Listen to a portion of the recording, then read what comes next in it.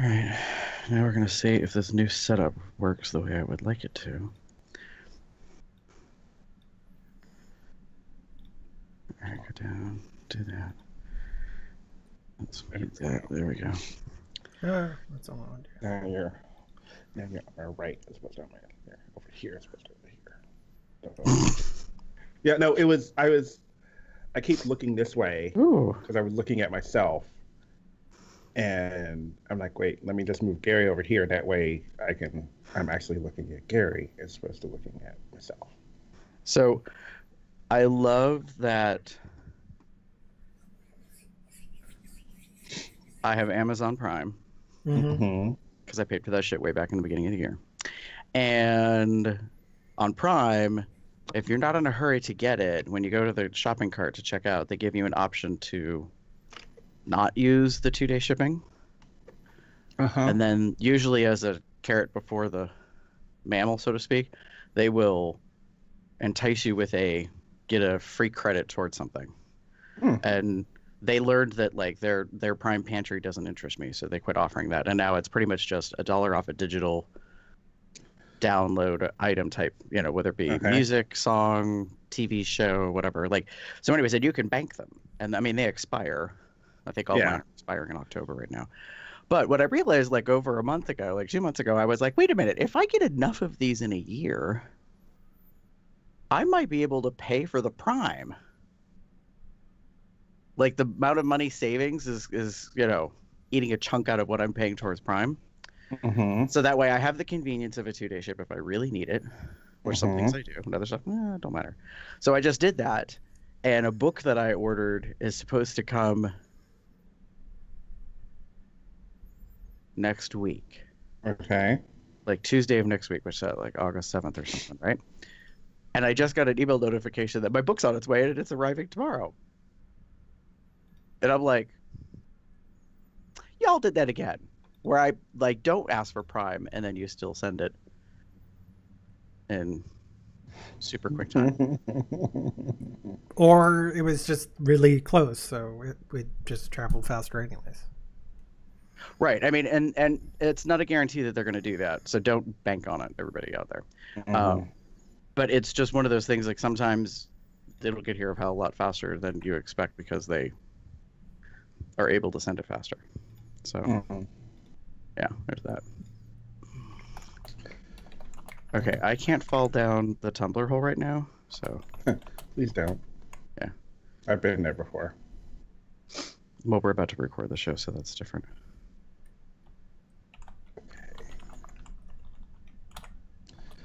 Okay. I'm gonna do this only because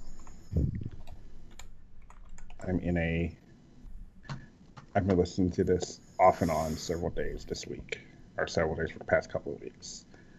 I don't understand what that thing's doing. Uh-oh. I know what that does. Sorry. You're like, I don't understand what this thing, and it sounded like you were going to say this thing does, and then you hung up. And I was like, well, now you know. Dang it. Are my camera settings where they're supposed to be? Yes, looks like it. Okay. Looks like it. Yeah, you're fine. Well, no, because there was a button that said share screen, and I'm like, well, I don't want to share screen. And then I clicked something different, I think an X, and it took me out. And I was like, no, don't do that. But I don't stop the float, make it a window. Why can't I see anybody? God bless the thing.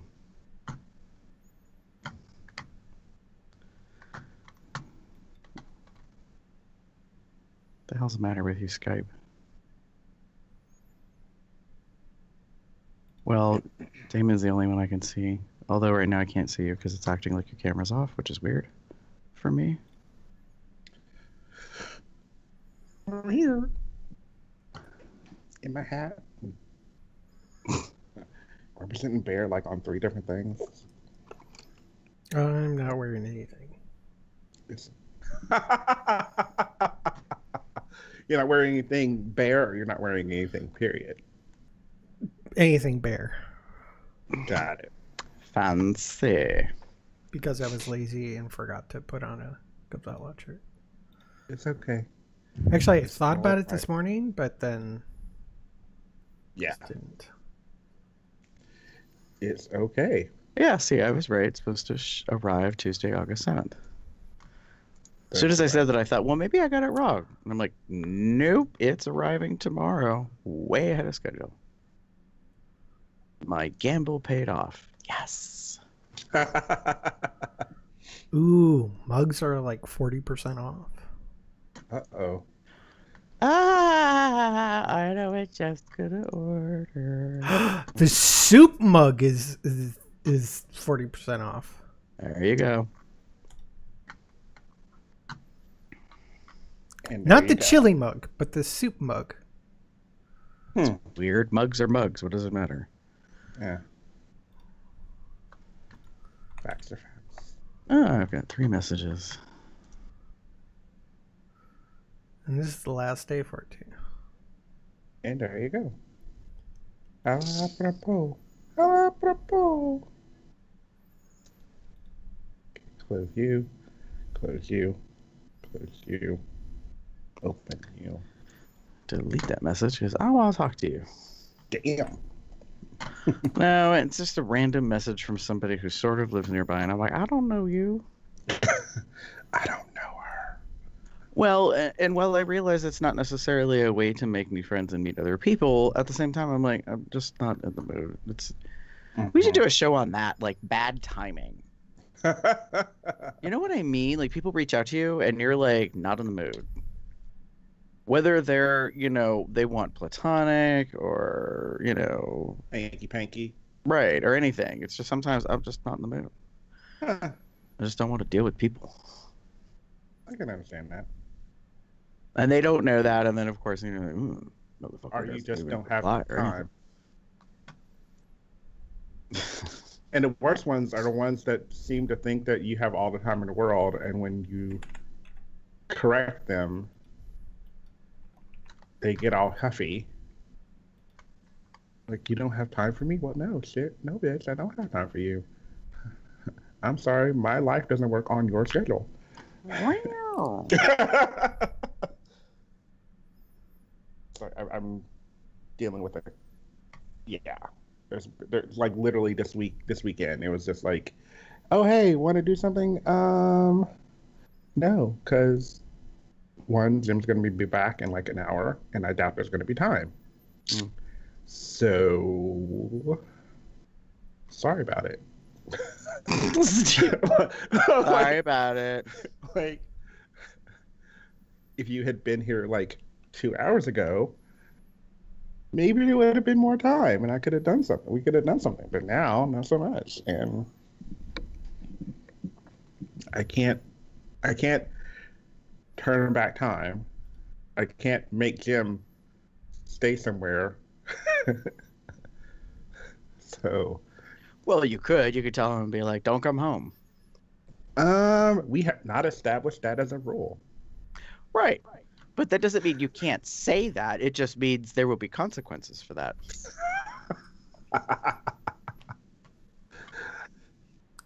True. But that's not the topic of the show. We'll leave that for another show. Soup mug ordered. Oh, I do want to put something. So no, Jeffrey's doing a happy dance.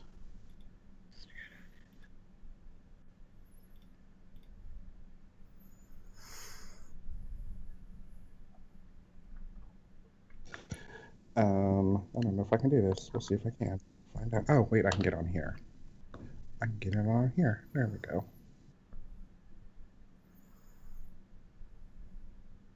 Nope. Close this. Shit. I want my messenger to open up. Is what I want.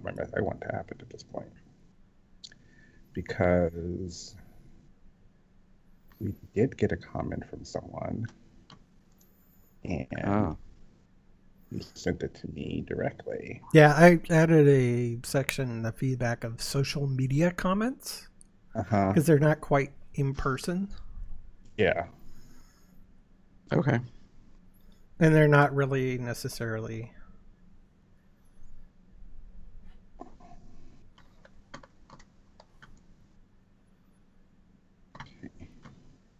Okay.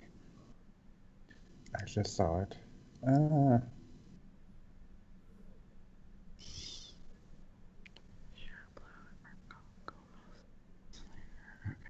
There's that.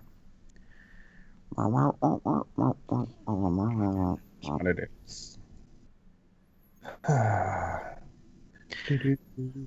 Okay, so I don't know who's watching us, but hello. They're not really seeing anything. They're just like, oh, it's the pre-show. It's the pre-show. I mean, come on, it's just like pre-com. No, it is not. For the record, anything like that. I know, guy. No, it's my sense. No. There we go. Oh my god. Oh my. I can't wait to read this comment. It's cute. It's very sweet. I mean, this is sweet. The other part is... Aww. Yeah. The other part, I have to... I would have to ask if I can share it with you guys. There was a picture involved. Oh.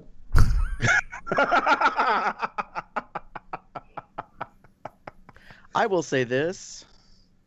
Given who this is from or in regards to, I would gladly accept photography of images of them, from them. Although personally, I'd rather be in person. Yeah. Ditto. Ditto. And I don't know if he really knows who I am. We met very briefly once. So I'm pretty sure I was just a blithering idiot. So that was probably not a good impression to make. But... Ever in the general area and you want to go see him, let me know. Like if you're ever in like Cincinnati and you're like, hey, let's go to Gonzo or his place. Shit, damn it. Anyway. Spoiler. Whoops. Fuck. Anyway, let me know and we can take a trip because I'm pretty sure I know where I can find him most weekends now. Weekend nights, I should say. Well, he's been promoting for Argos quite a bit, so. And I've been there. I know where that bar is. I can get myself to there, but. No, but see, this. Never mind. I would appreciate a co-pilot, kind of wingman. Friend. Yeah, there you go. Just so that because otherwise I will probably feel out of my element. Although, given that bar, I probably know a handful of people that go there on the reg now. Yeah. So, yeah, I'll be. Oh, look, Pub Cruise! What a surprise to see you here. Not. God, I just showed my age. Stop saying that, like in the '90s, right? What a surprise to see you here. No, or not. Oh, yeah, I guess so. Yeah, so that was funny. Just random aside. So one of the people that I was with yesterday on our the course's board works at UC, and he gave this wonderful statistic that made everyone feel old. Kids that are this is their freshman year, were born in 2000.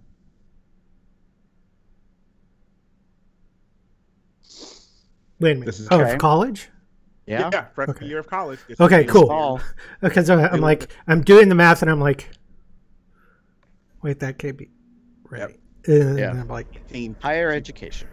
Higher college. education. Like college year. Just for some reason, I spaced out. See, the nice thing about the people who are freshmen in college this year, born in the year 2000, if you ever need to figure out their age, it's super easy because it's just the last 2 digits a year. True. I have to be more complicated though, because you have to add the first 3 digits of the year to get the tens digit, and then the last digit's the same. So mine is somewhat easy. You just have to do a little bit of math, and the math isn't that hard. Yeah. So, okay. I am ready. Ditto. I still haven't caught that in Ultramarine.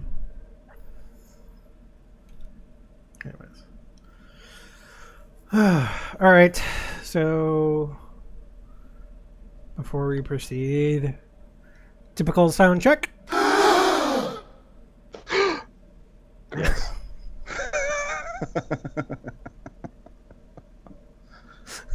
That's going to be my, in addition to just usage of whatever I want to have it handy, it is also my sound check. Nice. There we go. And if I grasp or cast the spores, you know I heard it. Like, there you go. I'll just do this. Well, I just had a real reason to gasp because, wow, he's so fine. Anyways, and I'm not on Tumblr, just for the record, you guessing bitches. What you looking at? Anyways. Okay, so we're going to transition to this. We're going to do a show. Yes. In 3, 2.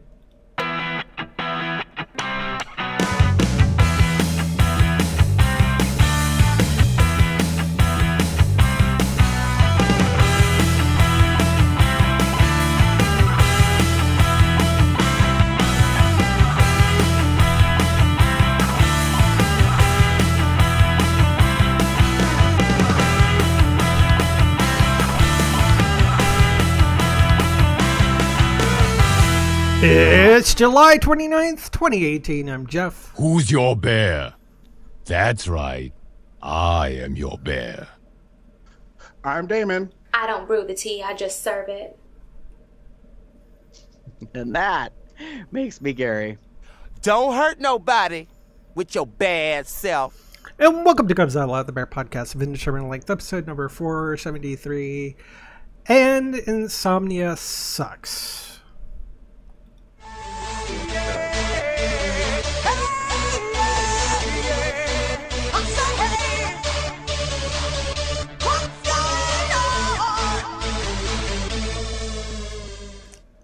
Maybe it's my bad eating habits of forgetting to eat until like really late at night, or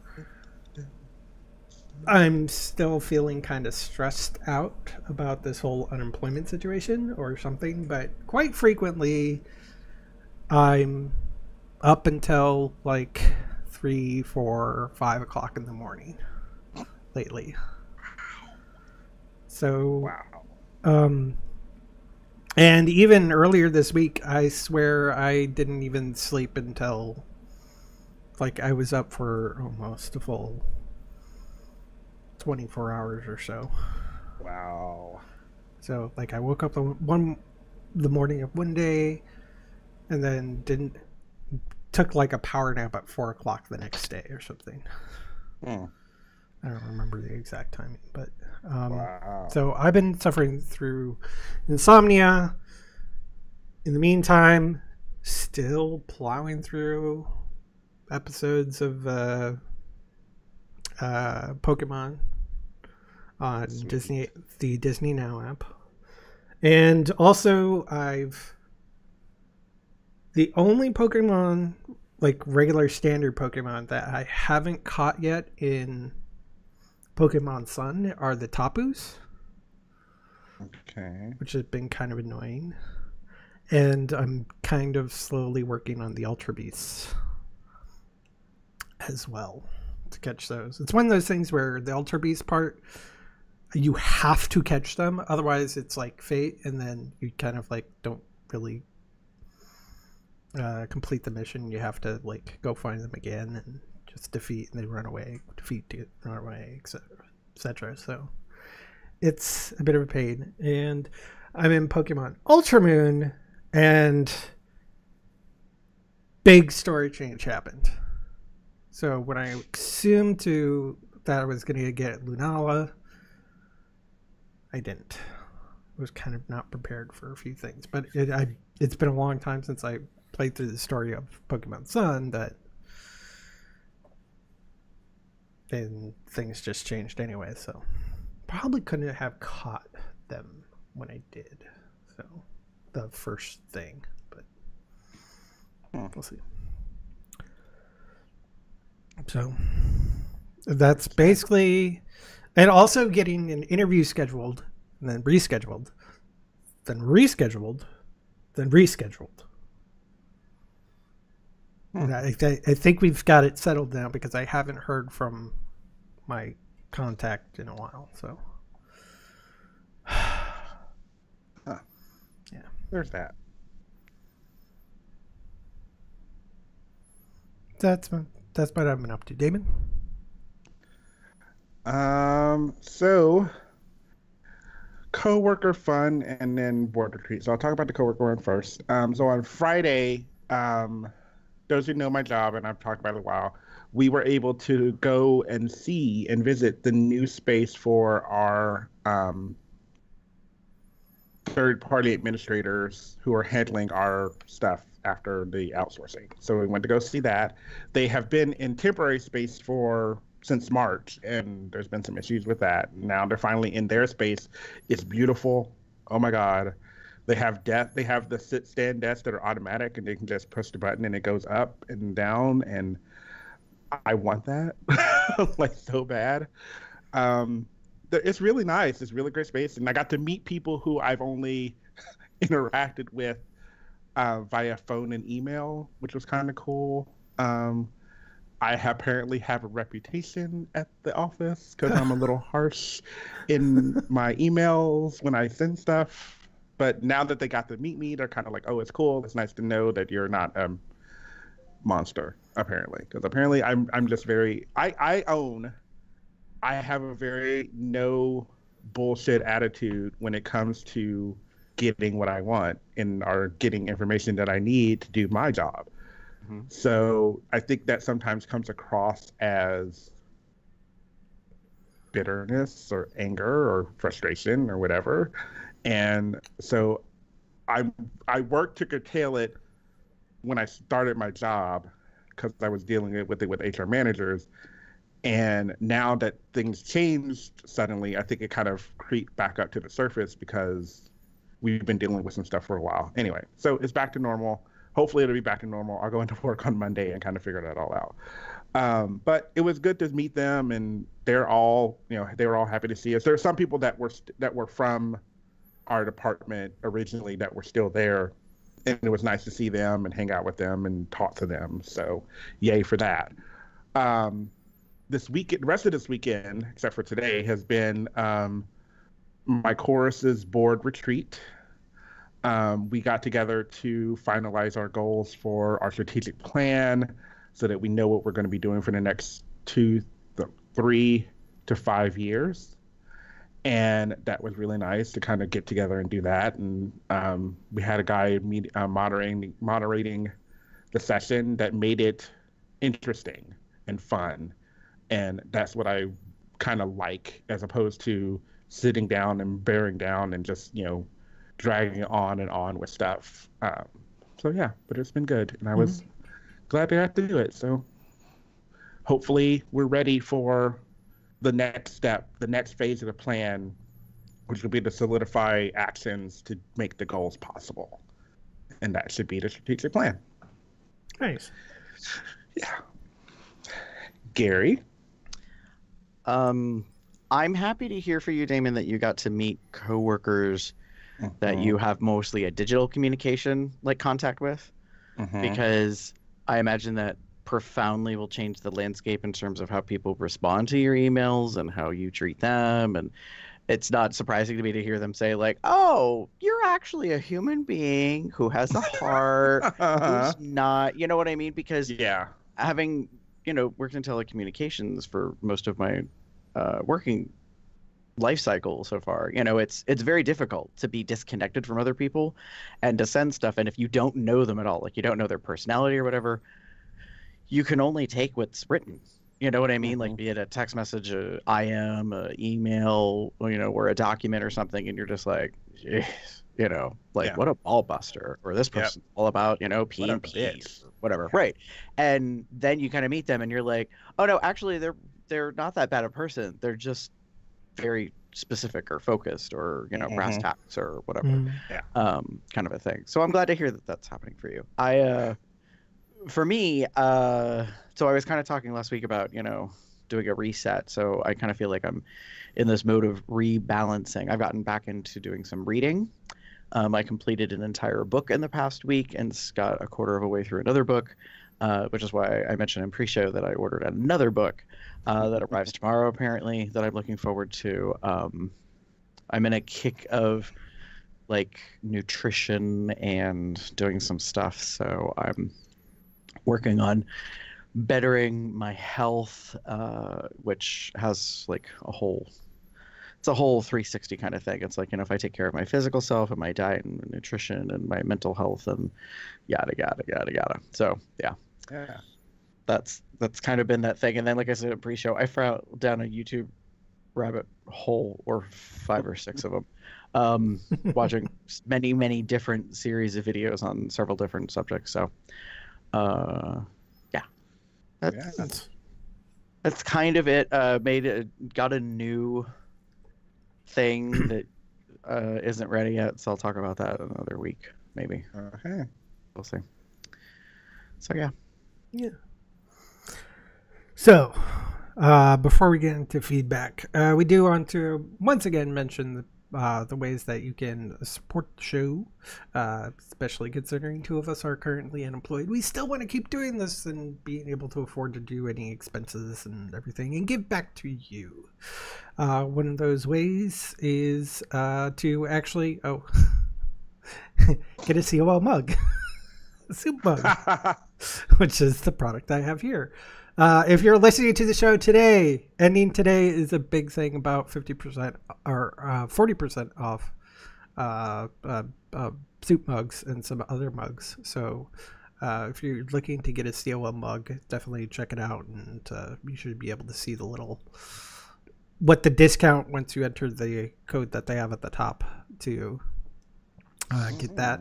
They've got up to 50% off on a few other things. Some of them we don't actually carry, but we have a whole bunch of stuff, including the Smashy collection with Now That You're Sticky, Here's a Cookie, Consent Is Your Foreplay, the Sloppy Bottom 23 shirts, which we haven't mentioned in a while, and of course the Bear Run Definition shirts.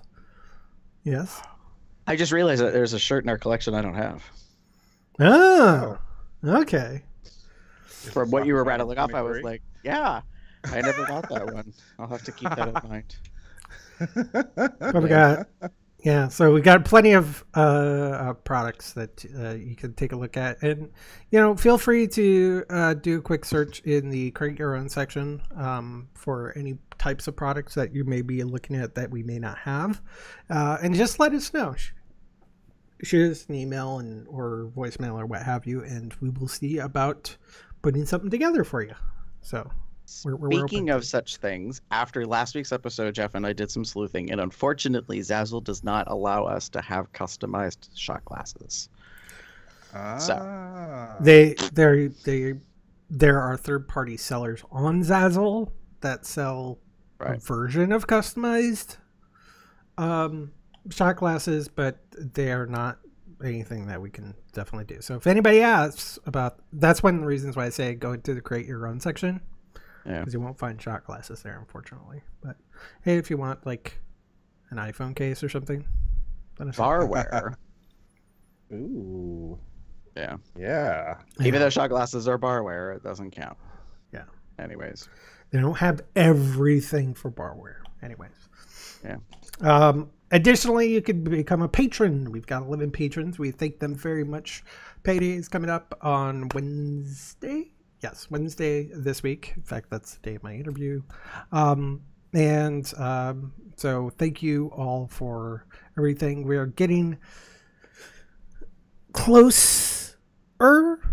No, we haven't actually moved. But if we get up to $100 a month, we will do set up our random raffle where each month we will roll the dice to create a random merch within a select thing, because we're not trying to bust our own banks to pay for it, but we will be getting you something random. Obviously, the only thing we won't have random is if it's clothing. We'll make sure it's your size. So speaking of which, for the patrons out there, when you listen to the show, probably not real soon, but in the month of August, we'll put it that way, we'll probably reach out to you and ask you about your size of shirt if you are at that patron level. so we know in advance what size your shirt is, so we can coordinate appropriately on when we order those. That is Uber or higher. So Sweet. excellent. So, I didn't actually transition to show these things. So That's okay. Here's Dazzle. Anyways, moving back. So let's move into this.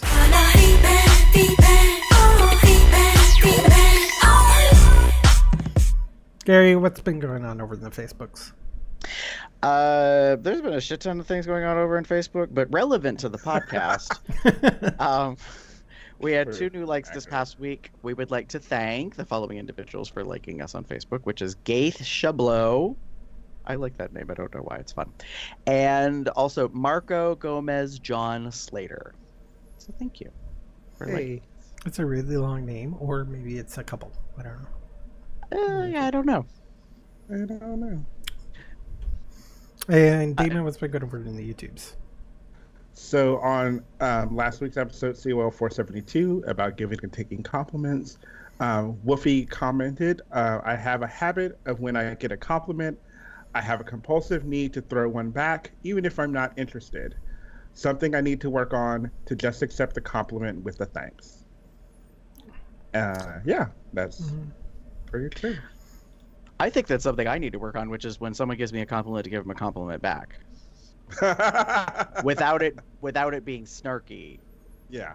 You know. I try to, like, I know we're not talking about that, but I try to sometimes, depending on what the compliment is, like, oh, you're really handsome. If I find them handsome, I will go, oh yeah, you too. Like, that's my kind of give and take of it, so that it's not overly, like, I mean, I'm not it is trying to polite. find one thing.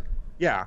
Well, right, there's but, that, and then there's like kind of crude and appropriate given the environment, where they're like, you're really handsome, and you're like, great, I think you're hot too. Want to put your dick in my mouth?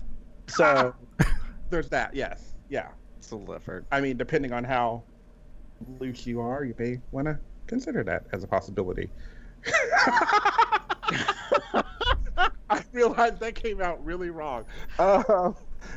As Archer says, which I've been binging for the past couple of days, phrasing. Yeah.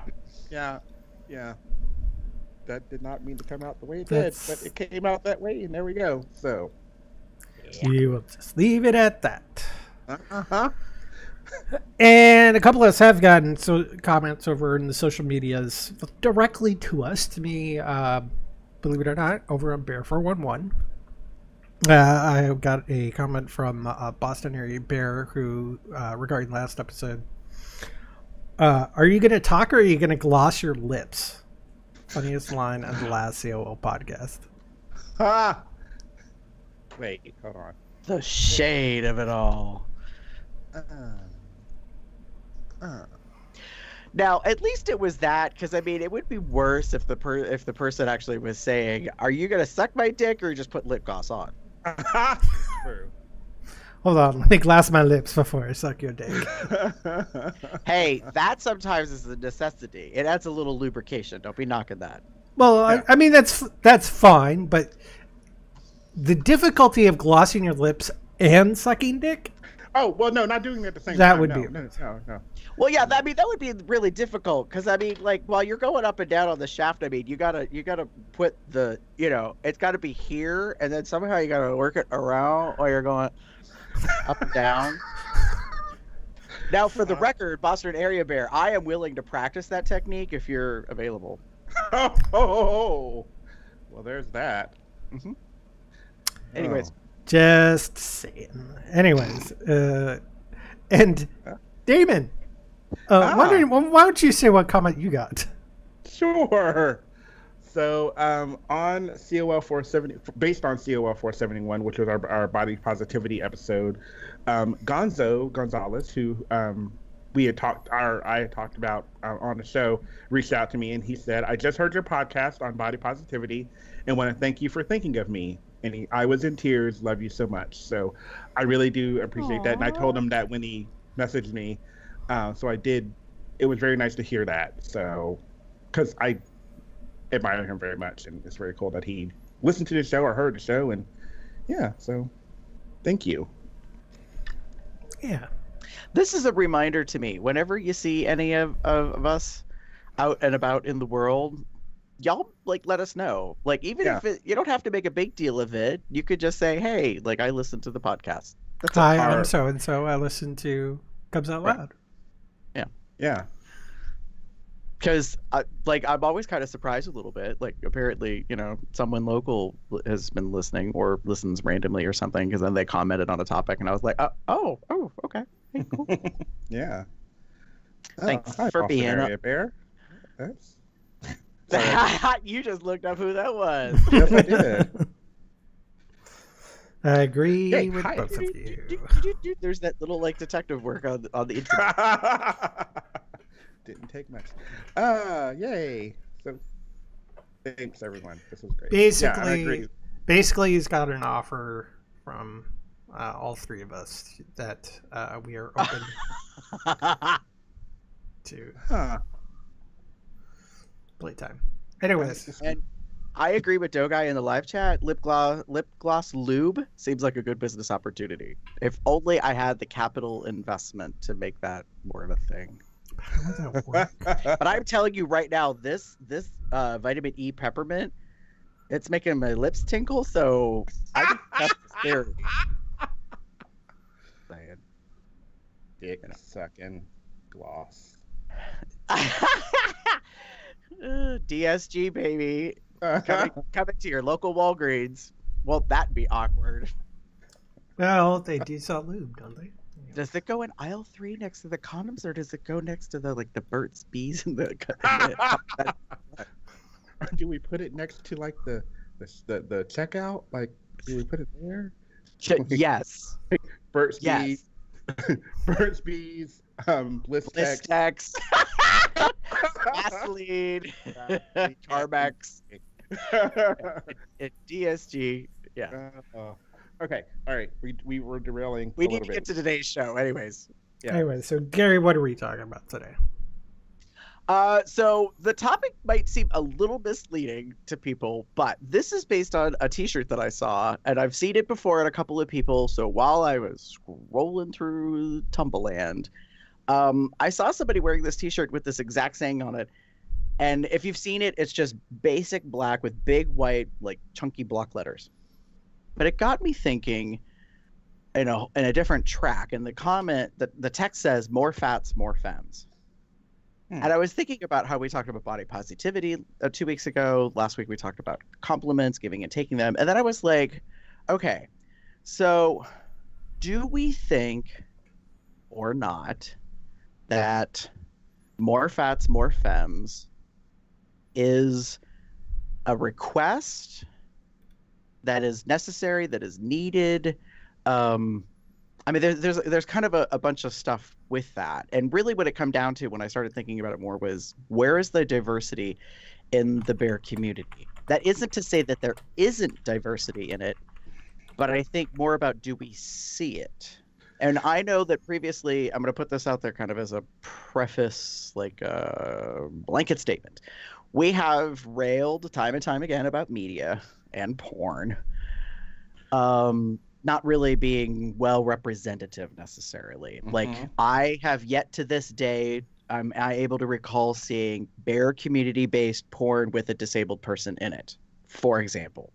Mm-hmm. So this concept of more fats, more femmes, though, like, I think Stocky Dudes is a representation of bear community-based style porn that does not shy away from and or embraces big bodies. Like, it may not be like chub videos per se, and I understand that that's kind of a fuzzy line for outside observers, because I think what's difficult to understand is that the chub community is not the bear community, and vice versa. Yet, like everything, there's crossover, or there's a Venn diagram, and there's the space for both. There's right. I mean, it's difficult because it's like, if you want to apply labels, that's fine, but there is no such thing as one label that is a catch-all. Like, there's so many different things you can use to describe individuals or groups of. So So I guess I'll backtrack to the first question that I kind of had for us, which is about where is the diversity in the bear community? And by that, I mean, we know that it exists. We see it, but where do we see it? Since it probably isn't in conventional methods, like especially advertising. So I tend to, like, honestly, like you mentioned it, you kind of hit the nail on the head for me. Like, I tend to see it more often than not on like Tumblr and Twitter sometimes, and some of the porn sites are getting a little bit more open in regards to what they are, who they represent. That sounds really like, but like I'm seeing it every once in a while, and I know that's weird to say, like it's the porn that's bringing out the diversity, but it kind of is in a sense. That's the things that when I think about bear, the thing I go to is like what gets me off, because I like bears.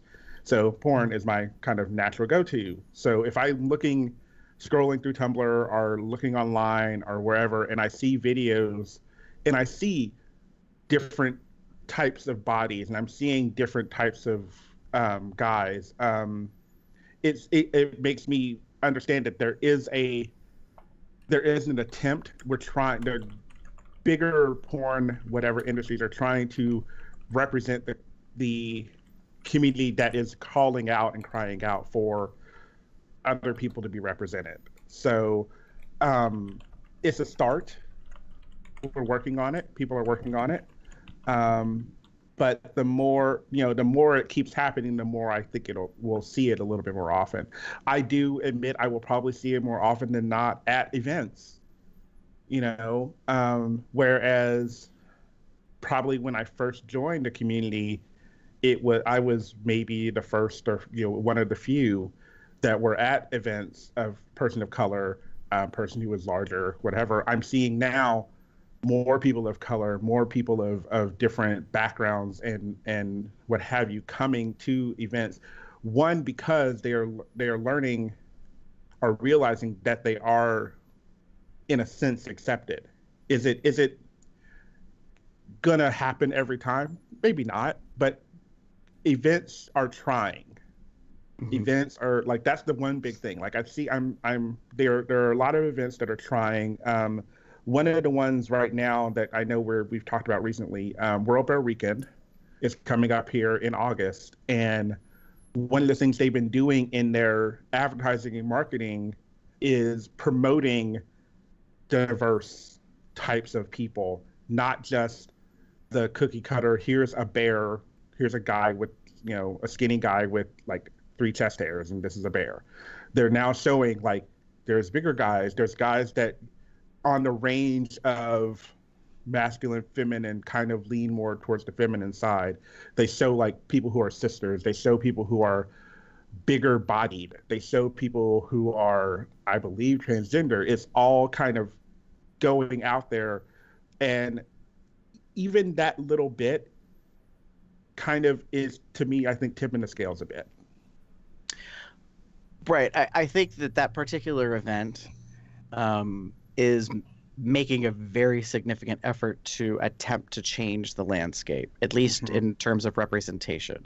That there are persons of color in our community, there are persons of size in our community, there are women that are involved as far as like attending events and fundraising and doing that kind of stuff, putting the, brown chicken and brown cow aside.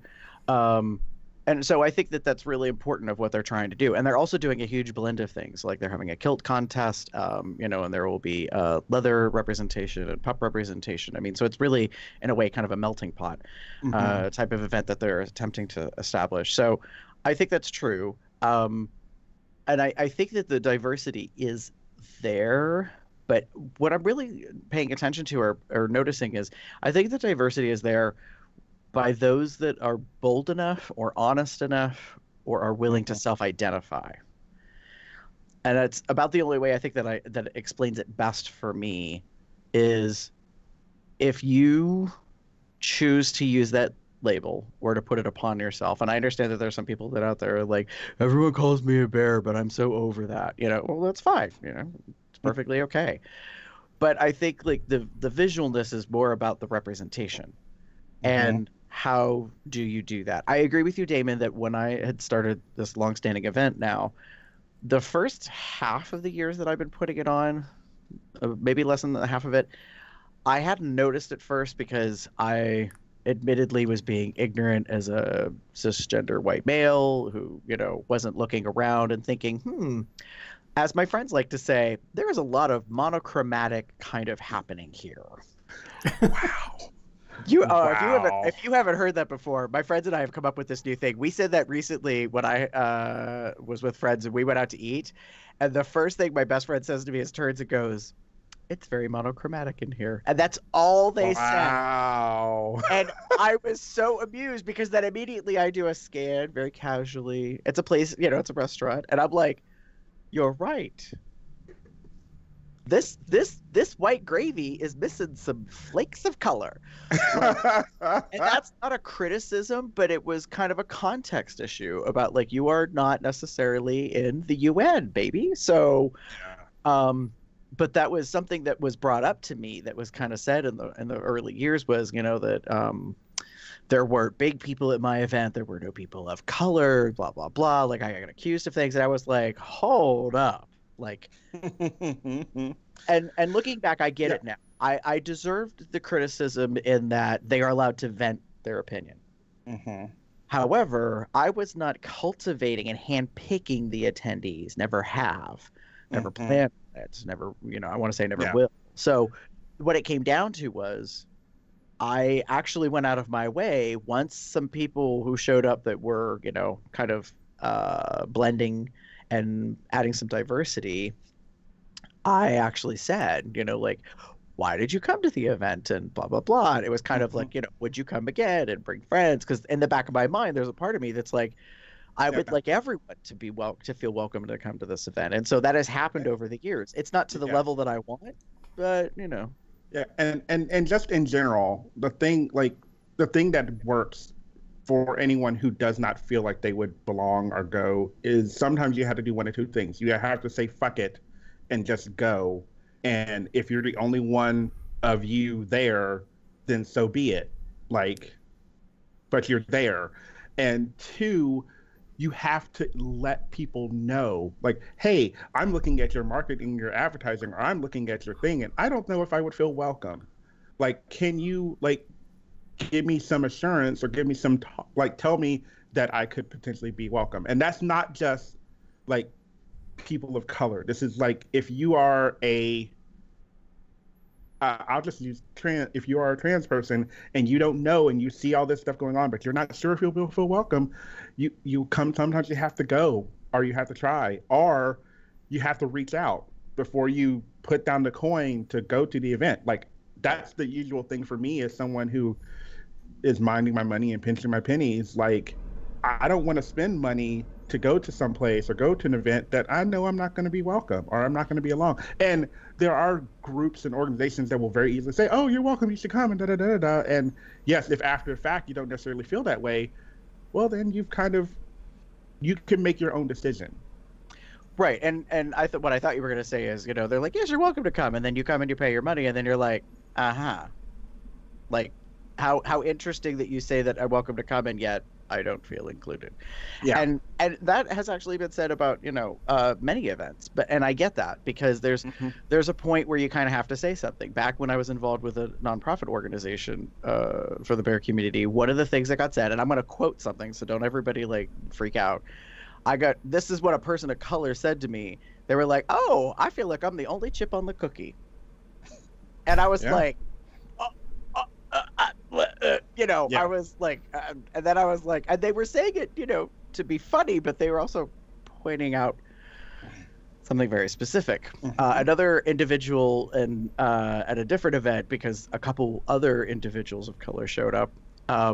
One person, and this is the thing where, this is what will make white people uncomfortable, is when there's like 2 or 3 black people and they're standing next to each other, and then you are standing talking to them, it's just, whatever, and you're having a drink, and then one of them says, well, okay, this chapter of the NAACP is now in order. Like, and this is the type of personality that they're being really funny, and you're just like, But if you get to know them, like, you understand that there's humor in it, but it also is a teachable lesson in, like, and this is, I'm talking about, persons of color, but this is true of anything. Like, I've been to events where big guys feel uncomfortable just because they're dealing with whatever they're dealing with. And they could be a couple 100 pounds, several 100 pounds, you know what I mean? Like, they could have all sorts of different realm of things, and it's like, will they be okay? And I know that I come from a place of honesty, so I don't try to sugarcoat things. When people ask me about, they will ask me about another event and be like, well, if I go to NAB, in Lexington in February, will I be comfortable? And I say, I would hope so. Lots of people go, they have a good time. But I'm not going to promise you something I can't deliver. Yeah. Because your happiness, baby, is not I got nothing on that. Like, I'm not a dealer in that. That is so very true. That's the thing that I think people need to understand, is that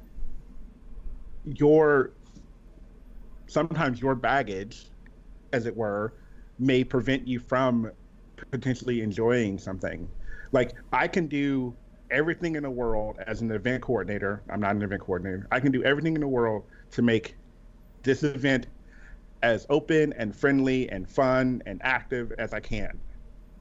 But it is up to you to, one, come to the event, and then two, enjoy the event. Now, if you go to we've talked about this several times before, if you go to the event and you're looking for something specific, you might be able to find it. You might not. Sometimes that's the way it is.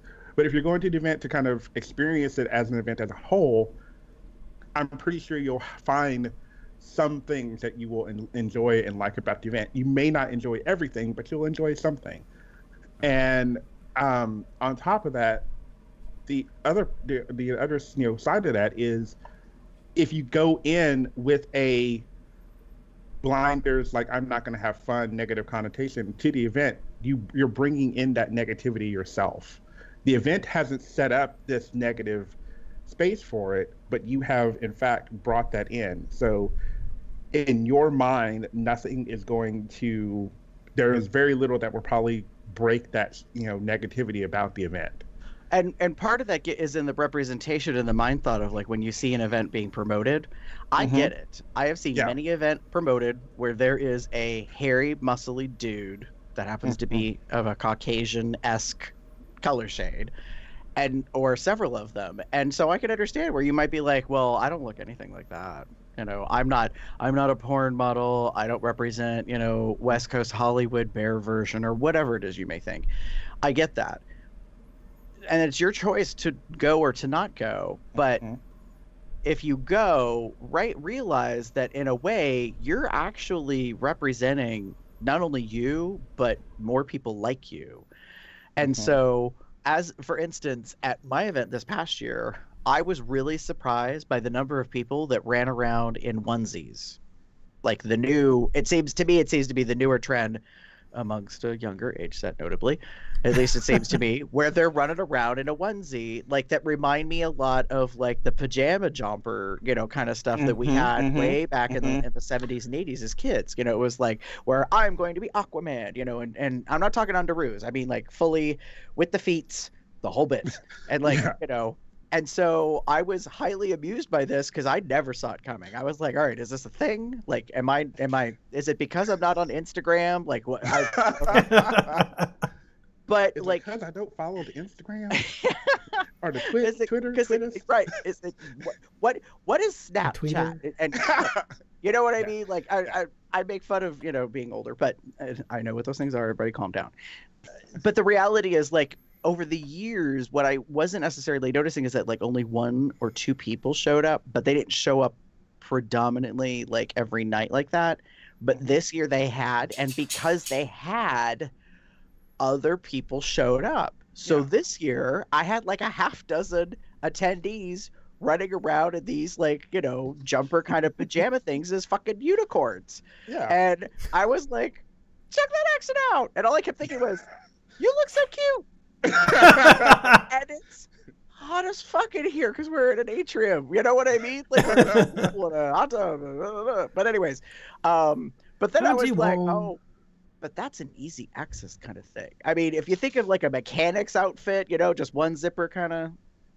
So I was like, there's a lot going on here. But anyways, like I give that example because that was one way of like being who you are. As an example, when Chester and the crew went to Gay Days, I think a year ago, and they were running around and drinking, you know, beers around the world, bears with beers or whatever, around the world at Epcot, and they're all drinking. Nearly every one of them motherfuckers, it seems, had a hand fan, which, you know, it's a thing. And, you know, the drag community has kind of brought that forward.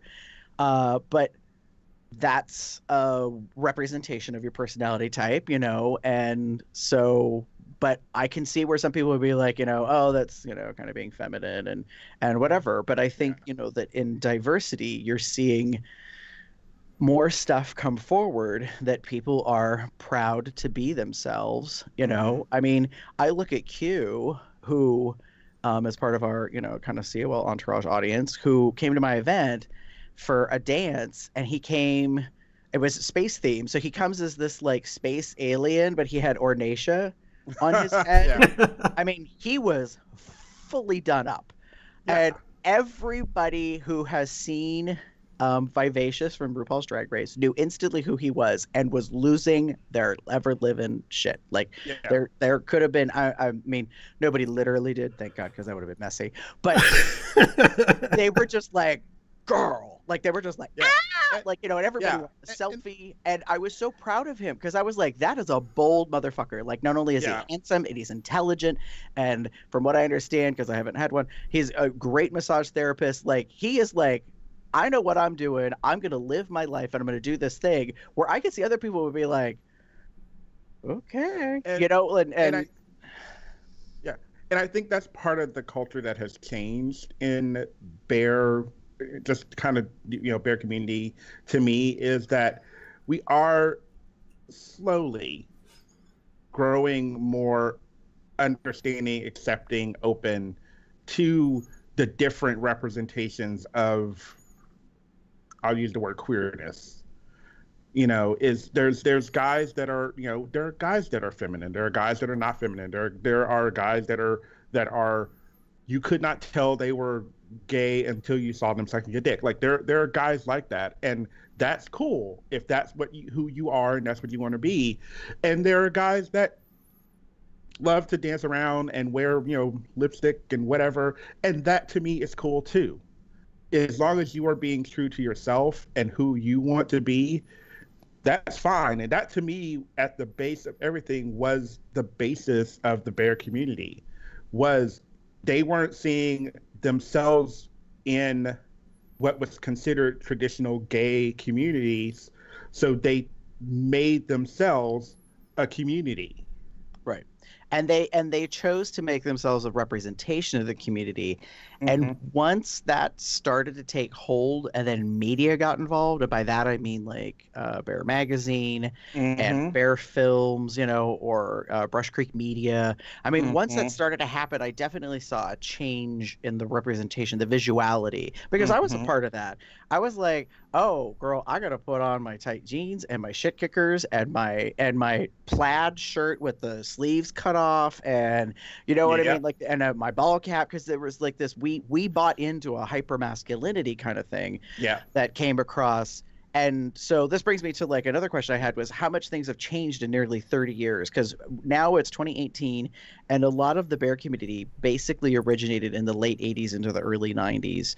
And so I look back and I'm like, oh yeah, we was babies. Like, we were young and we were trying to figure ourselves out and we were doing things, but I also admit that in ways we were sort of manipulated, or we chose to see what we wanted to see out of things. And so don't get me wrong, like I love a masculine looking man, but I have also grown with the community, I think, in 3 decades to be like, if you want to run around in a pair of purple glitter like hot pants, go for it, you know.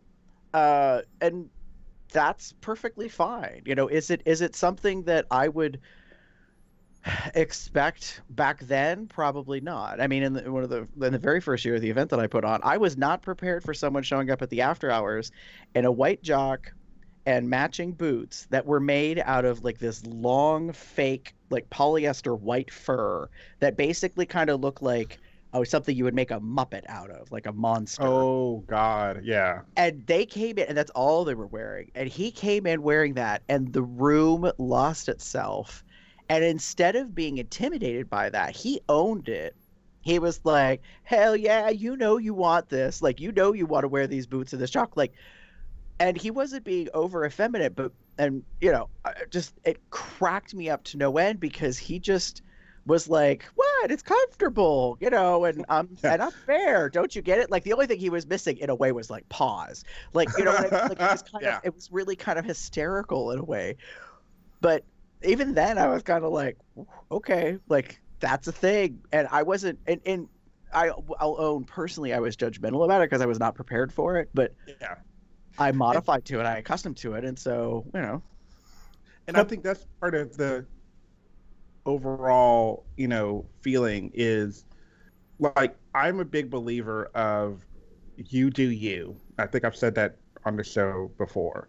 And to me, it's like, as long as what you're doing doesn't personally affect me, and that sounds negative, but personally affect me or personally cause someone else's harm, then I'm totally fine with it. That guy walking in, whatever, doing that thing, as long as he's not, if it's a dark room, for example, or after hours in his dark room, and he's like, making a scene, I don't care. Like you do you wear what you want to wear and do what you're going to do. As long as, if I'm not interested, I'm not going to be interested, and that's it. Right. And I agree, like, in the concept of how you want to represent yourself is totally you, boo. Like, as AJ Purdue has said, like, you do you. Like, whatever makes you happy, boo, so be it. At the same time, I also agree with, what you're saying, Damon, in terms of don't be upset if people don't find you attractive.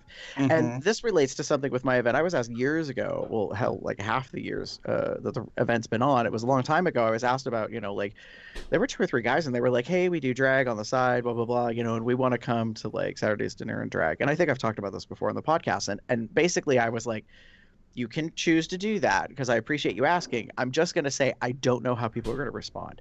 Yeah. And I don't think anyone would have been rude, and I don't think anyone would have like treated them badly. But in the back of my mind, we were still at a phase, at a stage, especially without RuPaul's Drag Race being the significant impact that it has had on the gay community.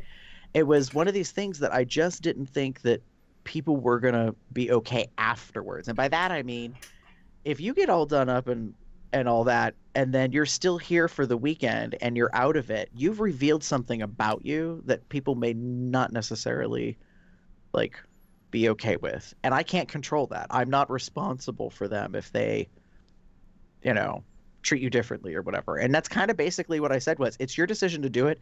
I can't speak. I have no responsibility for how people will treat you. Now, this past year, Ray Smith, who has been our kind of model bearer, so to speak, purely just out of whimsy and fun, he was going to help us reveal next year's theme, which next year's theme is Woofstock, which is a spin on Woodstock because it's going to be the 50th anniversary in 2019. He decided, he went from bear astronaut to this hippie. And so, he's running around with this, kind of like big fro hair and the beard and like Daisy Dukes and this tie-dye shirt. And he comes out and he's, and it's this, hippie song or whatever. And then he just like shablam, does the death drop, like out of nowhere in the ballroom, which I was not prepared for. But I was like, well, like, and it was very entertaining. It was the whole point. I talked to him afterwards. I was like, I was not ready for that. He's like, well, what did you expect me to do? Like, I got like 2 minutes of music to run around. Like, he's like, since I know I can do it, like, I'll just do it or whatever. And so it made me think about how I was like, yeah, we've come a long way, like, in terms of that. And so I think, and I think I'm seeing that more and more. And I think that's part of the progression over the 30 years that we've had. one of the things I'm curious about also is Tumblr. You had said earlier, Damon, that you mostly noticed it in terms of Tumblr. So I want to say this. I think when you can personally control your own representation, it's far more empowering than what you're being fed. And by that, I mean like what's being put out there in terms of like media, whether it be still imagery, like posters, you know, and photographs and that kind of stuff, or what you do in terms of like videos at you know, for an event and that kind of a thing. Yeah. So go ahead. Yeah, just you know, like media, marketing, etc. The goal usually, I'm not a media person, but or a marketing person, but I know about it, especially since I've been on the board of the chorus. One of the things that the marketing has to do is they have to cast a wide net. You're trying to get as many people interested in what you're doing or whatever you're promoting, so that they take notice of it. Unfortunately, in our culture, and unfortunately in our bear culture, a lot of things tend to be easier to throw out because more people tend to be interested. Unfortunately, for like a lot of bear community, what has happened over the past 30 years even is the bear that we tend to find attractive, some people, not everyone, but most people tend to find attractive, is usually the more medium built, the hairy, and to be frank, the white. And that's sometimes what gets thrown out there. On the flip of that, you have people of color, you have trans men, you have larger men, you have feminine men doing things out there for themselves that are allowing them, empowering them, giving them that confidence to show themselves and be themselves. Tumblr is a big example of that, because you can literally go on Tumblr, like right now, and I can scroll through and see a bunch of images, and those people who actually post things themselves definitely are getting that praise, that kudos, that interest, that desire, that, you know, sometimes maybe on the too far of its side, but, you know, sometimes they're getting that interest, and that's really cool that it, you know, it gives you confidence, it boosts your ego, it allows you to kind of keep doing what you're doing. The same is true kind of for XTube and whatnot. It's harder now because XTube is a thing. It needs to make money, so they're marketing more towards broader spectrum than lower spectrum, but they do allow for individuals to post stuff themselves, of themselves, or themselves and other people. So it's, again, allowing them to kind of pull things. The feature that I tend to hate the most on most things is recommended or most featured or something like that. So if you go to like an XTube and you click on, like, usually the first thing that pops up are the things that have been, you know, looked at the most or downloaded the most. And the reason they have been is because they're usually right there in front of your face. And with XTube, you're kind of just wanting to get off. So sometimes you just want to click something and have it show up. So, you know. Well, and you bring up a good point, because like earlier in the chat, in the live chat, there was kind of a conversation about how, like, you know, XTube doesn't really show you what you want to see. And there's part of a mechanism behind that. Yes, XTube is a business, but at the same time, it's maybe not as sophisticated as Facebook or Amazon, where they're really tracking every single click and every little thing that you're looking at to realize, like, oh, they're not interested in MILFs. Like, even though you're in the gay section, like, sometimes the advertising in that is a little off or whatever. But I agree with you. Like, they're putting some stuff up there that isn't exactly correct. But I think digital platforms and landscapes change over time. And that's part of the problem that I see, was that 2 years ago, 3 years ago, I was perfectly content with XTube quite often. Of late, I am not. I am more interested in, like, X-Hamster, because I see a lot more videos posted on there that are authentic, that and yeah, there's a lot of piracy, I will own that, but I'm at least seeing things that I really want to see, and I don't feel like when I do a search on the other platform that I'm just like, what the hell's with this? Like, it's almost kind of like, did y'all break shit? Like, what? So, you know, and that's I think happening in different realms. And we've talked over the years about the changes that have come from Tumblr alone, about how like at one point Yahoo had bought it, and they're still on this throttling, personal videos because their whole terms and conditions are that they are not terms of service state. We are not an adult film production company, as in we will not personally host your videos. And that's one of the things that people have a problem with Tumblr, because they say, I put my video up and then nobody can see it. Like maybe 6 people in the first couple seconds, if that, can see it, and then it just doesn't work. Yeah. And it's like, well, they've made it very clear. You're kind of probably not paying attention to the 17 pages that come up and you have to agree to when you create an account. And their whole thing is like, we don't mind you posting stuff up there, but like that's the one thing that we are not a platform for. So people have kind of figured ways around it. They just have to find another place to post stuff and then just link it.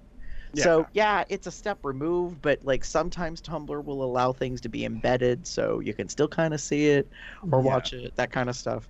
So I'll jump to this question, which, because we've been kind of talking about it, is do we think Tumblr is the new bear porn in terms of showing the reality of bodies and sex? Because when I was looking for this stuff, none of this existed. We've talked about this. I was looking at Sears and Roebuck's catalogs when they came out, at the men's underwear section, swimsuits, Yeah. So it was a very different time. We did not have the ready availability of things. But even at that, it's not a perfect landscape out there. I think so. Because, okay, and I'll just own this. Like, for me, now, I used to be, and everyone knows when we were starting this, I used to have a shit ton of bear films, like porns, like that actually bought the DVDs and had them available. They're now sitting upstairs, they're not in a box, but they're sitting upstairs. I don't use them anymore. Not anymore. I use them every once in a while. But for the most time, I don't watch them anymore. And the main reason I don't necessarily watch them is because now I have so many other platforms that literally I can look at like within 5 seconds on my computer. Now all you need to do is do a Bear Film subscription, and then you can access all of them on your computer. True. I could do that. But again, like what I'm getting at is that I don't necessarily need to do that anymore. I don't need to spend the money to buy the subscription, because reality is I know it's not the best move, but you can find it on Pornhub or X Hamster or wherever. Yes, it's pirated potentially, but I can like type in bear on a site, like one of those X sites, and I can get like bear films or whatever. Is it the greatest thing? No, it sucks, honestly, because those people are taking money from people who are trying to make money. But I can also go to Tumblr and scroll through videos. I have people that I have friended, or not friended, are liked, followed, thank you, that I can find their videos or whatever pretty easily. I can look at their stuff and fap to them, because there's a larger, what I tended to find more attractive is not always represented in the bear films, stocky, sometimes stocky dudes, but like it's always going to be there. I agree with you, Gary, that there is a lot of bigger positivity on Tumblr than I find anywhere else, and I feel that's something to do. Like if you, I mean, you could potentially go to Bear Films right now, and I'm just going to do it right now just because I'm looking at it, and the first things that pop up, I mean, the guy is kind of cute. He may be smaller than the average bear, and then the next picture is this. I'm literally looking at this Mason Lear, who to me doesn't look like a bear. Just being honest, when I look at this picture, he doesn't look like a bear to me. Right. And then you've got muscle bears on the next one. That's the thing. Yeah, and this guy's a muscle bear too. So it's just, that's what I mean. Like, so why go there when I can go to Tumblr and within 2 seconds probably get like a guy that I would find more attractive? Well, I mean, there's kind of an old saying, which I'm probably going to butcher, which is, why buy the milk when you can get it for free? And I mean, in a way, that's kind of what we're talking about. Like, things have a shelf life, period. And unfortunately, like adult triple X entertainment, if you want to call it that, or that representation, it was controlled for a very long time. Well, hell, over a century now. Or centuries, like only certain people who had so much money or access or whatever influence or power were able to get a hold of this stuff. And the internet vastly changed the landscape of it. And now, yes, you can go on there. I don't pay anything to Tumblr, although I would get rid of the fucking ads. And, or the sponsored bullshit or the recommended bullshit. Sorry. But yeah, so like now I can pretty much see a lot of what I'm kind of interested in. And that's huge to me because I think it's what I'm absolutely enjoying seeing and watching and scrolling through is seeing real people with real bodies doing like real things. Like I watched a video the other day of two people having sex. And I was like, God damn, that's hot. And it's real sex. It's not a porn set. It's not perfectly lit. It's not whatever. It's just two people who are totally engaged in each other. And they are going at it and they are having fun. And I feel, well, that helps a lot with my voyeuristic tendencies. I'll own it.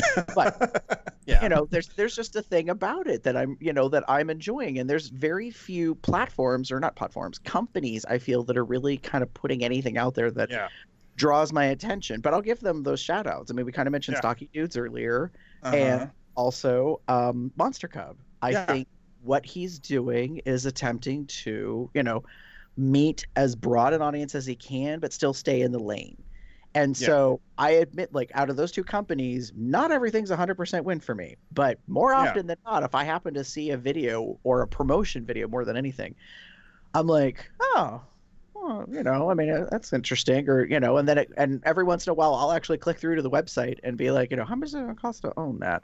Or to Redditor to see it, because it draws that much of my attention. But otherwise, it's people doing their thing and in whatever fashion, and I appreciate that. And so for me, I do feel that it is a far more better representation. That being said, it is not a platform that's easy to get into. And by that, I mean, like, anybody can create an account. That's nothing. But to find and to seek the stuff that's out there, it's not that easy, which I think kind of gets, we're not ending the show here, but at the very end of our shows, we always give like our handles. And part of that can be, it's kind of a gateway. So if you haven't joined Tumblr and you're kind of interested in it, you can create an account. That's pretty easy. But then you kind of have to go find people. It's sort of like Facebook, but Tumblr doesn't automatically, like, I think, at least I don't think it does. It doesn't use your contact list from, say, your email or your phone or whatever, and then be like, oh, do you want to see what your grandma enjoys on Tumblr? No, thank you. God, no. Right. I mean, anyway. like, there was a platform I joined recently. Oh, Instagram. And Instagram kind of keeps doing this to me, like every week it feels like, or every 2 weeks or once a month. It actually says, like, are you sure you don't want to add more people to your Instagram or follow them? And I'm kind of like, no, because they're old coworkers. I mean, family members. And I'm like, like, I gave you access to the contact list once, and it was obviously now a problem. Well, it is a Facebook company product. Yeah. Which that's another thing. But anyways, so it's just it's the thing. It's something that I get you. Like, I'll look at my Tumblr. My Tumblr is a lot of reblogs of stuff that I've found interesting, and like, it's usually pictures or sometimes videos. And for me, I haven't filtered or sorted. It's everything. So if I happen to see a funny, like, art piece or a comic that I want to share, I do that. And then I will also do, like, I mostly do porn, like things I find attractive, I want to fap to, or I like. Right. And everyone does it. But the ones that I tend to, and I think when Chester was on the show, he kind of mentions that he tends to like follow guys that actually post original content. And that's a choice he made. He has a Tumblr that he says that he does for the porn stuff, but he tends to follow guys who put their own content out there, which you can do, and we've talked about it, that it is a good thing to me that there are people out there that want to do that and want to share themselves with the world, essentially, and that's a great and potentially positive thing for them. So, and you're not a porn star. You've not been in a porno. You're not one of those guys. You're just, this is me with my camera showing my true self, and I'm jerking off to whatever, or I'm having sex with my husband and we love showing off for people. So why don't we do that? And it's not produced. It's not usually not edited and anything like that. And that, I think, is sometimes more interesting to me than the porn, than a produced, highly, Well, and edited. Don't get me wrong, there's something to be said for someone who has an eye or understands photography and setting and scene, because there is some annoyances in like the amateur arena where you're kind of like, could you not clean off the end table, the dresser? Like, could you not pick up your floor, put the dirty clothes in a hamper? Like, I mean, there's some things like that. So I get that. But I want to jump to the last question before we start wrapping up, which for me was, are we satisfied with what is represented today? And by that question, I mean, what we're seeing that's out there, to me, there's two different realms. There's the self-promoted realm, which I guess is kind of what we're talking about mostly in terms of Tumblr. And then there's the professional promoted, which is websites, events, that kind of stuff. So I don't mean to turn it into two questions, but like I want to recognize that there are kind of two different circles, so to speak, out there.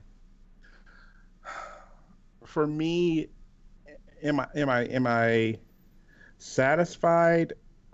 Not fully. Okay. I think we're making strides, but there's still a long way to go. But that's, I think, to be politically and whatnot, that's sort of the landscape at large.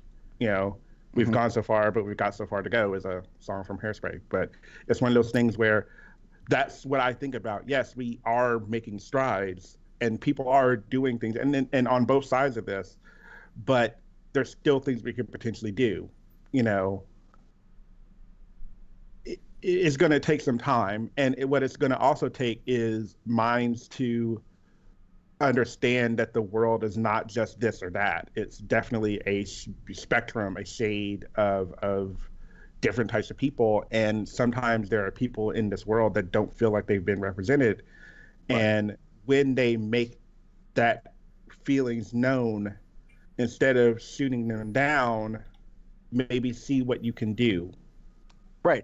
I will fully own that there are some people online who are promoting themselves because they're affiliated with an event or doing something. While I personally may not find them sexy or someone that I want to, become either friends with benefits or just friends with, I may still reblog them in a way of promoting them because they're putting themselves out there and they represent something that is not the norm. And I will own this. Very, very, very, very, very rarely, like 98% of the time, if there is a go-go boy at an event, he is not in my wheelhouse. Just not happening. But there is a little bit of that representation out there where there's a bigger boy, chunky boy, thick boy, that he got some moves and he puts it out there. And I'm kind of like, well, good for you. Because if I saw you at a club or in an event or whatever, even if like I don't want to do some DNA explanation with you, I will still tip you, baby, because at least you're here. I mean, it's kind of like my philosophy about it. It might be a mixed signal, it might be a mixed message, and some people would be like, oh, Gary wants to get with him. Well, you can think that all you want, you ain't in my head. But the truth is, it's like, at least that's here as opposed to the alternative. And so I think that's part of the thing that I'm fine with is helping to work towards that if I'm thinking of it. But I will own, when I'm in a moment where I need some stress release, I probably am not thinking about that. I'm thinking about other stuff. So I'm not perfect in that realm. You're not thinking with this head, you're thinking with the other one. Yeah. That's how it always is. And that's okay. And that's okay. And we all, like, there's to me, there's an understanding of what gets you off, and trying to be understanding and respectful of the world around you, and allowing other people to be in. If you're not attracted to me, cool, but that attraction, and I'll just put it out there, should be you're not attracted to me, not a broader spectrum, broad, like stroked kind of thing. Whether that's I don't like big guys, or I don't like more like somewhat feminine guys, or I don't like this or that. Right. If you broad spectrum everything, that's the problem. Right. I mean, if you go, yeah, I don't like that kind of guy, but I can allow them to be them. Because at the end, because to me, that's the thing. Like, go do you do you, I'll do me, and I'll find what I find attractive, and that's what I'll be with. I don't have to be with you, but I can respect your right to be here. Right. And that's one of the things that I've, like, just recently I discovered a guy. He's less of a bigger guy. Like, he used to be really big, and he's been working on himself, and he's, lost a little bit of weight, and I'm very happy for him about that. And he's insanely talented, which is what drew me to him. I'm like, not only, cute, but he has certain moments of like hardcore fucking sexiness, but he's also talented. But I will own he's a bit queenie, and I had to think about that for myself and be like, imagining like, how important is that factor to me? And then I caught myself thinking about that. So it was very much self-work to be like, like what does that matter? Does it matter if all I plan on ever doing is fapping to this dude? Like, does it matter if I'm going to meet him in person? Does it matter if, like, we're going to maybe be in the same place at the same time and an opportunity to hook up? Like, but that's how my mind works, and I realize that not everybody does that. And for some people, the world is way more black and white and not shades of gray. That's fine, too. But there's things to take account for. And so I've decided in my life to work on myself my entire life, and to not stop at that. Yeah. So that's kind of where this really comes from. So for me personally, I'm like, yes, more fats, more femmes. Like, I don't really care. The what is it? The quote from Maine, like, the world is a buffet and some poor suckers are just starving to death. So that's kind of how I look at it. Like, there's all kinds of bodies and types and men's and women's and everything in between. So, be happy with that kind of stuff. Speaking of things that make us hungry and thirsty. Are we ready to move on? Yeah. Are you hungry?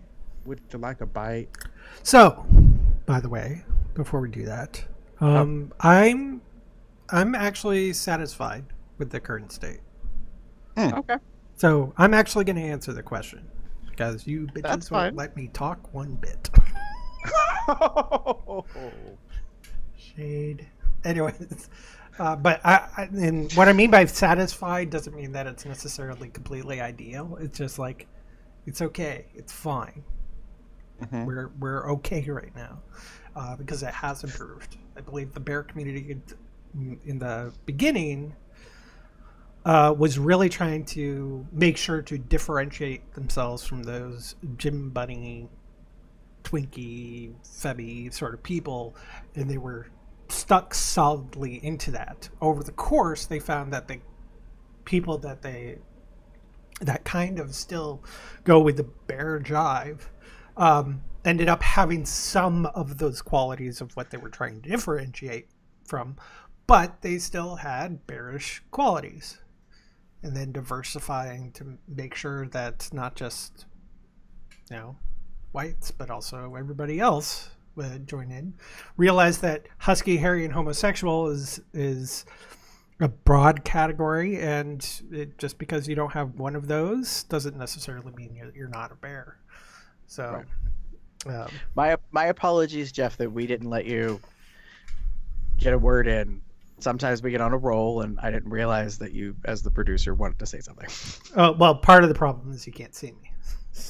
Well, yes, there is there. You could have been doing interpretive dance. You could have put a flare gun off. I mean, in this setup that we're using currently with Skype, we can't, and the platform we use, we can't see you directly. So that is a bit of a challenge. I mean, yeah, there's a live feed, and I'm trying to not look at it the entire time. So it is a little difficult that I'm If you're trying to do like, I was just being shady. It's fine. You guys were having a great conversation, so it's fine. Well, sometimes we get on a roll, you know, and so.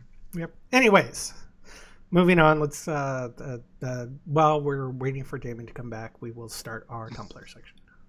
I'll tumble for you. I'll tumble for you. I'll tumble for you. I'll tumble. And Damon's back just in time. I'm calling this Sometimes It Takes Two. It is a video on Tumblr where it takes two to make a thing go right. Sorry. Two cubs are basically orally assisting their daddy, something like that. Holy, yeah, my. That looks like fun. Just sitting back, laying back, and just letting two cubs go at it. It takes two to make a thing go right. It takes two. There, sorry. Sorry, Damon. I can't join you in the singing. I'm too busy watching. Wow. I gotta put that on my bucket list. Yeah. Now, would you be the one having the two people join in, or be one of the two people? Yes. Well, I don't mind being any one of those people. Oh, all right. Well, I will owe that I have not been in the position of the daddy, so to speak. We're guessing in this video, but I have been in the position of one of the two. So that's why I was like, oh, I'm gonna have to add this on my bucket list, I guess. So because you haven't been the daddy, so in this case, bucket list, be the daddy. I mean, your part were there, so. And I will. Now you just need the two cubs. I feel like I should know who the individual receiving all this attention is. They've got a distinctive tattoo on their left thigh, and it's. Anyways, I'll have to think about this and come back to it. That is. Score one for me. Because that has been liked. If we were doing the whole like Tumblr or the old Craigslist competition thing. Oh man. I think I'm in the lead. Alrighty. Off to a strong start. Tumblr adult section. Anyways. Damon, what's your So I found these. I've actually met these two guys. I titled it "All About the Trouble" because that's one of the hashtags I believe down in the description. But these two guys are from the Chicago area. They are two very sexy leather men. They're also they're members of Onyx. They promote Onyx. And they're just really great guys. And they're a couple and they've been together for a while. And they're super fucking cute. And I think I love this picture. Yeah, there's a lot of things to enjoy about these two gentlemen. Hairy, thick, bearded, and they're sharing a moment. It almost looks like the one on the right is biting the lip of the one on the left, which kind of is. I have a love-hate relationship with that. If it's the right person in the moment, I'm all about it. But in general, please don't bite my lips. I will fucking hate you. I will punch you in the face because I don't like that. It's because my lips are already sensitive. But if you are a aggressive daddy kind of type, I've been in makeout sessions with guys where that happens. And it drives me fucking wild. Yeah, it drives me fucking wild. Well, there's a thing about this. I mean, this is like anything. You test the waters first. I can appreciate that. Porn can be hot where it's just but that's not how our bodies work, kids. You got to work up to that. That kind of a thing. So in this case, it's a nibble. It's just very tender and very light to begin with, and you kind of figure out where you go. And sometimes, yes, you could be a little too aggressive, and then when they yelp, you learn that's not okay. But yeah, no, these guys are really hot. One's in a vest, and then he's got this kind of mesh legging type thing on, I think, with a black jock underneath.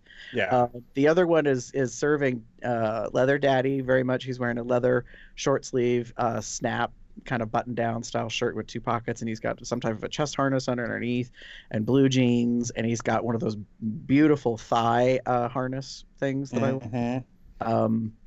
Kind of deal that he's got his hand on, and they're making out in the corner of something that's cinder blocked. It's like a bar. It might be a bar or a basement. I don't know. Like it's bar so confusing to basement. me. It's confusing to me because there's like a red light casting this way. There's some natural light from somewhere. I don't know if it's a window or a door. And then there's like a light thing over here. I'm just like, yeah. And there's obviously good, like, principal light from above that's coming down. Maybe it's a photo shoot. Could be. I mean, the one gentleman has really nice. Oh, they're at Touche in Chicago. If you go through all of the hashtags, because there's a lot of hashtags. Love you, mean it, but girl. But it says at Touche Chicago. So I think of all the hashtags, my favorite is Mocha Swirl. I really do. Like, I'm reading all of them. I mean, I like Black Boys, Black Boys Magic too, but there's a chunky but funky, Bad Boy Joy. There's a lot of great hashtags, but I think Mocha Swirl is one of my favorites. It just makes me laugh. Very nice. Yeah, so mine I titled something to commemorate 3K followers. Flowers, it says, but it's supposed to be followers, but it's literally the same name as the caption by this gentleman. His name is Toffee24 on Tumblr. And he is this fucking sexy cub that I kind of stalk him on Tumblr. But anyways, he's in the bathroom and he's brushing his teeth and he has his phone up and he has a song playing and he's just dancing while he's brushing his teeth. But a boy is buck-ass naked as the day he came into the world.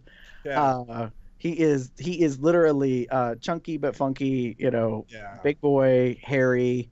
So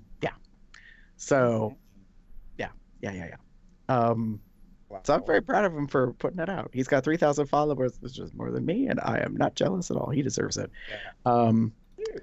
It's a very fun little video. Yeah. He serves great face. Like he's cute and he's got a beard and unfortunately, thanks to his Tumblr, I know where he works or what company he works for, thanks to a name tag. Sometimes people don't think about that kind of privacy stuff. Well, yeah.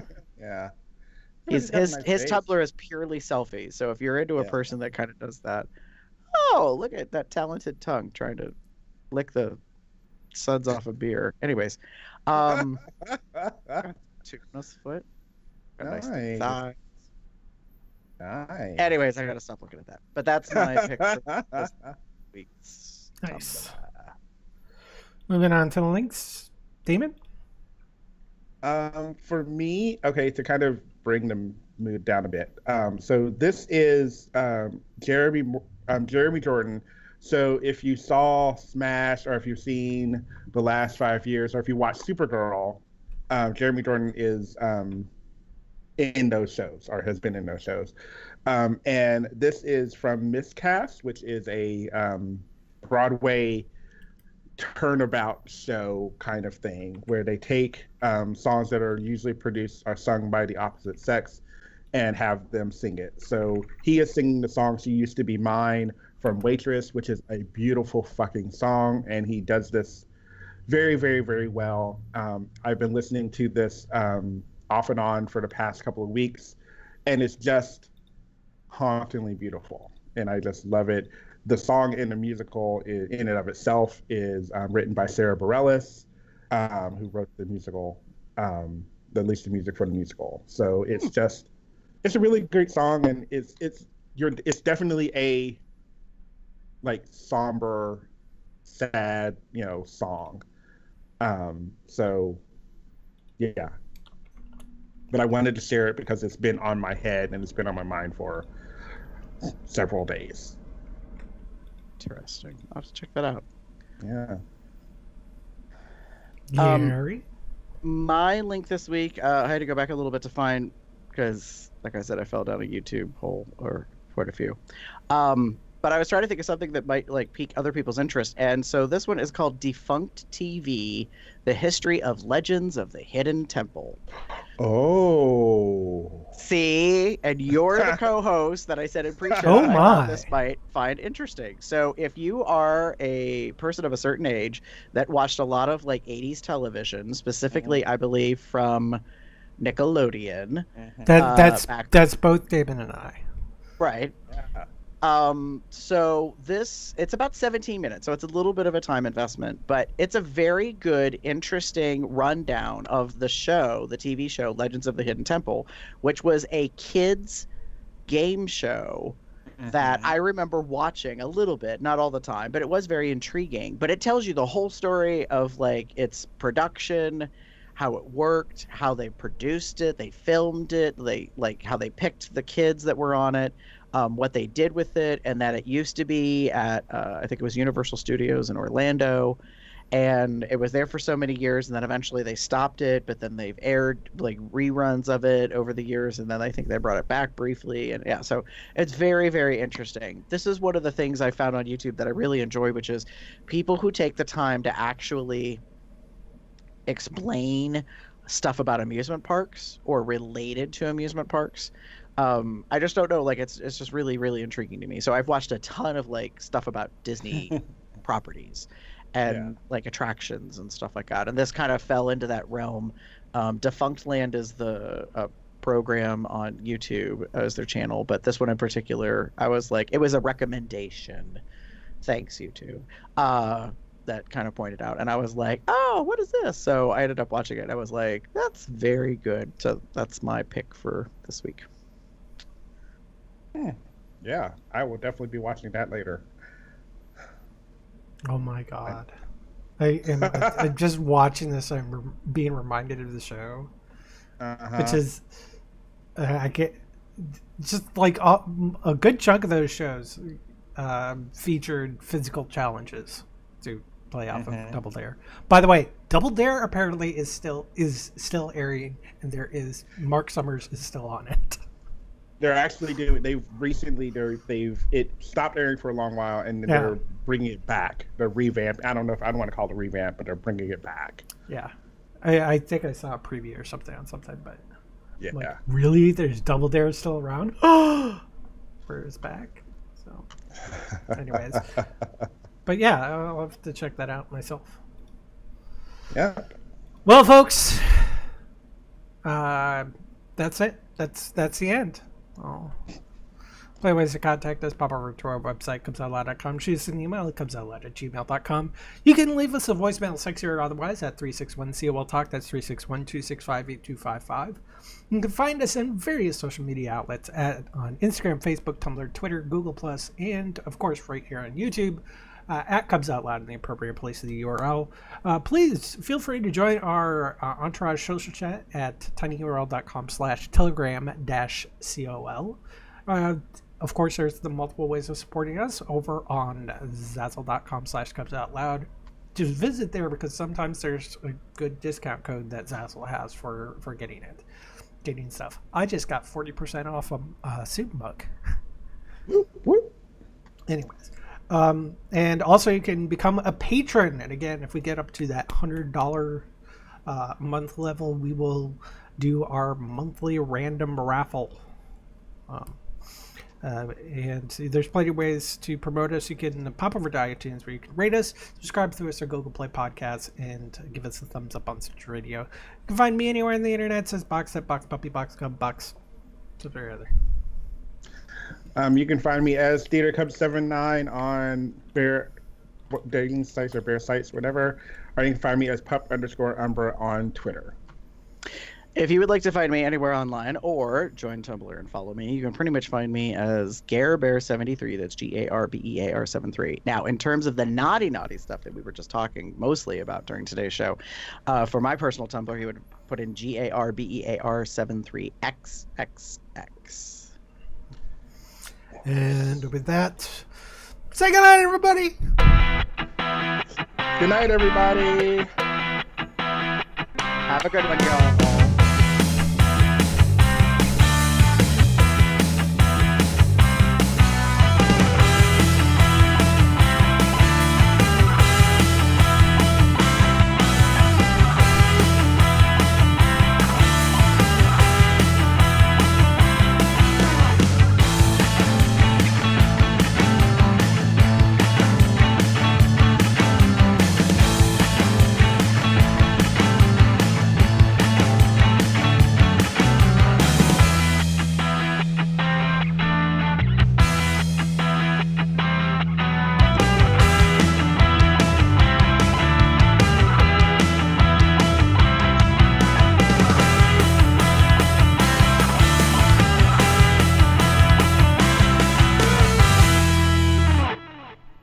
Ooh, yay.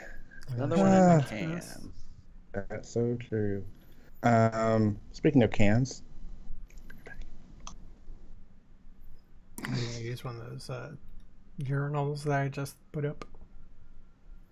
Yeah, I will be away for a moment as well, or two, so may not be exciting for the post show. In that case, I'm just going to stop recording.